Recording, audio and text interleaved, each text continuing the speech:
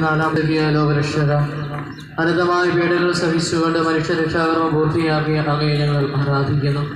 അങ്ങേക്ക് ഞങ്ങൾ നന്ദി പറയുന്നു. അങ്ങയുടെ പീഡാസഹനങ്ങൾക്കും മരണത്തിനും കാരണമായ ഞങ്ങളുടെ പാപങ്ങളെ കുറിച്ച് ഞങ്ങൾ മനസ്സറിയിക്കുന്നു. അവയെയും അവയുടെ സാഹചര്യങ്ങളെയും ഞങ്ങൾ വെറുക്കുന്നു.